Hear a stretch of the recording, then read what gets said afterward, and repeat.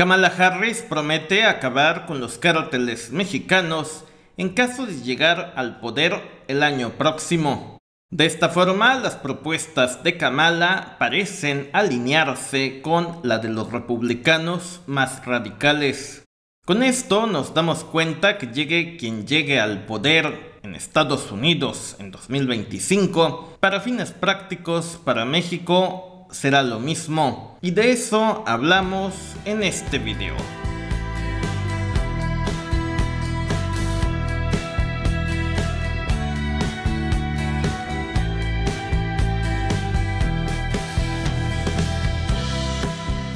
Kamala Harris tiene un grave problema y es que no se sabe definir. Veamos el siguiente video del 2019, cuando Kamala Harris competía contra Biden y Bernie Sanders para obtener la nominación del Partido Demócrata. There's no question I'm in favor of banning fracking. So, yeah,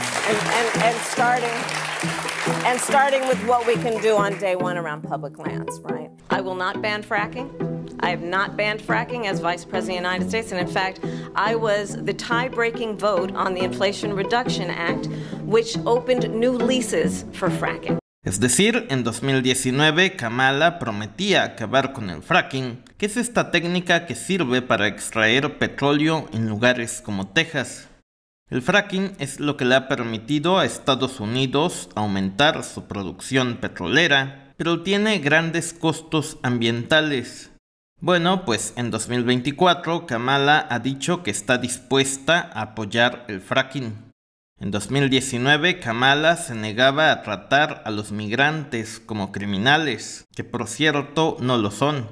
Sin embargo, en 2024 Kamala parece coincidir con los sectores más conservadores que exigen una mayor vigilancia en la frontera. Es decir, que Kamala Harris no tiene ideas propias. Simplemente le copia las ideas con el que compite. En 2019, Kamala Harris le copiaba las ideas a Bernie Sanders y en 2024 hace lo propio con Donald Trump. En pocas palabras, nadie sabe realmente qué esperar de ella en caso de que llegue a la Casa Blanca el año que entra. Y eso es lo que explica por qué Kamala Harris no termina de convencer a gran parte del electorado de Estados Unidos. Ahora, lo interesante es que otra propuesta que Kamala le está copiando a los republicanos tiene que ver con el cártel de Sinaloa y con el fentanilo.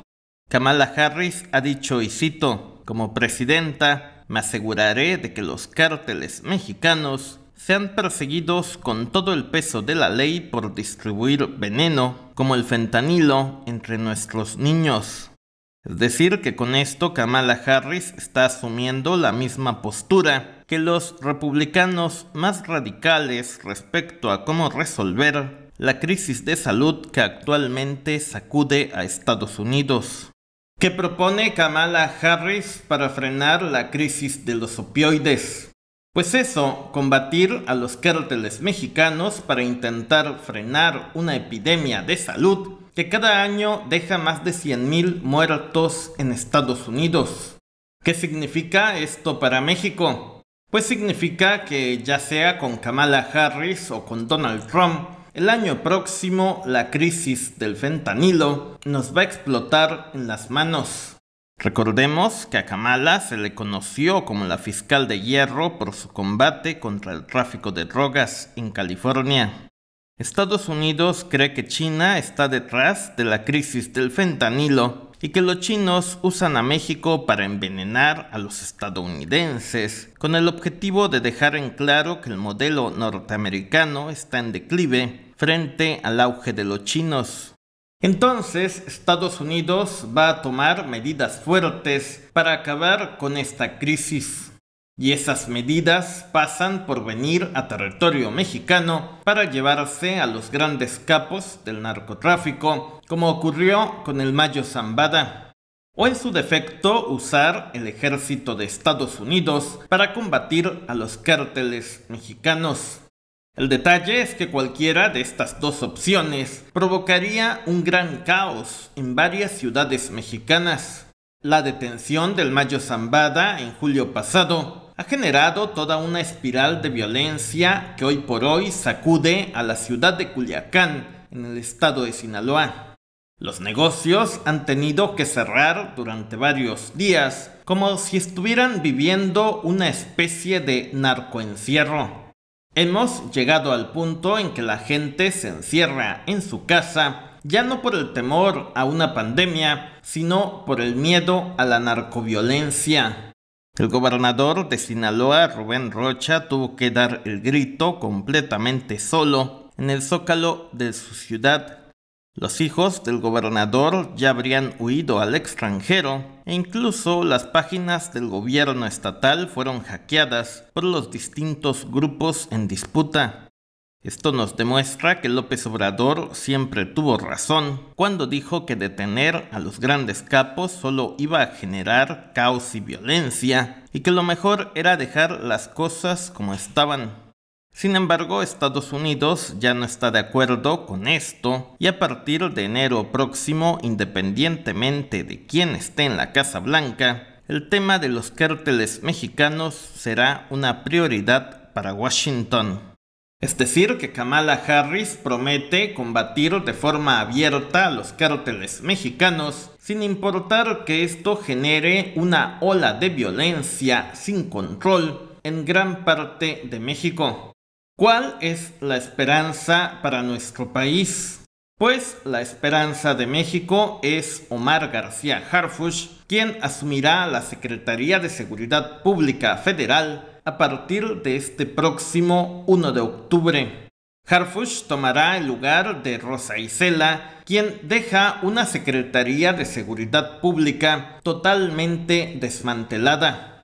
Al final, durante el sexenio de López Obrador, la gran apuesta para combatir los cárteles y acabar con la violencia fue la Guardia Nacional, que quedó bajo el mando de la Sedena. El reto para Omar García Harfuch y para Claudia Sheinbaum será romper las cadenas de producción del fentanilo. De esta forma, la presión que pudiera ejercer Washington sobre México disminuiría de forma significativa. Sin embargo, si esto no funciona, Estados Unidos no tendrá ningún inconveniente en traer a su ejército a territorio mexicano para combatir a los cárteles. Y todos sabemos que siempre que llega el ejército de Estados Unidos a algún lugar, nada se resuelve. De hecho, cuando el ejército de Estados Unidos llegó a Afganistán, la producción de opio creció de forma exponencial. Y aquí en México, en caso de una intervención extranjera, los cárteles no se acabarían. Simplemente la violencia se saldría de control y nos pasaría lo que le está pasando a Culiacán en estos momentos.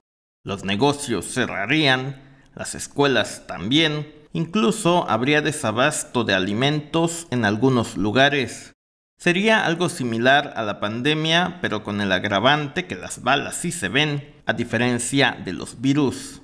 Entonces, para los que preguntan con quién nos iría mejor, si con Trump o con Kamala, en el caso de México nos daría prácticamente lo mismo, y en una de esas nos va mucho mejor con Donald Trump, porque es alguien que ante todo trata de evitar la violencia y siempre está dispuesto a negociar. En cambio, Kamala ya dijo que apoyará a Zelensky sin importar cuántos ucranianos mueran en el campo de batalla y sin importar si esto acaba con la economía de los europeos. Y Kamala combatirá a los cárteles mexicanos sin importar lo que pase con todos nosotros que vivimos en México. El lado positivo de todo esto es que los votantes en Estados Unidos no creen en Kamala. El sitio web foxnews.com titula: Kamala Harris está en zona de peligro en los estados clave, afirma un reportero de datos de la CNN. De acuerdo al analista de datos de la CNN, Harry Enten, Kamala en los 7 estados clave lleva apenas una ventaja de 0,3 puntos sobre Donald Trump, y son esos estados los que deciden quién gana el colegio electoral. Si Kamala Harris consigue el voto popular por 2 o 3 puntos, sus posibilidades de ganar la presidencia son apenas del 50%. En conclusión, sin duda que México estará en la mira de Estados Unidos durante la próxima administración. Gane quien gane, Estados Unidos tratará de buscar responsabilizar a México de su crisis migratoria y de su crisis de opioides. Que por cierto, el dólar es el causante de la crisis migratoria y las grandes farmacéuticas de Estados Unidos son las que provocaron la actual crisis de salud. Déjanos sus comentarios sobre este tema y díganos quién cree que le conviene más a México, Donald Trump o Kamala Harris. Gracias, suscríbete, seguiremos informando. Solo para invitarte a que te suscribas al canal secundario dando clic en este lado. Gracias.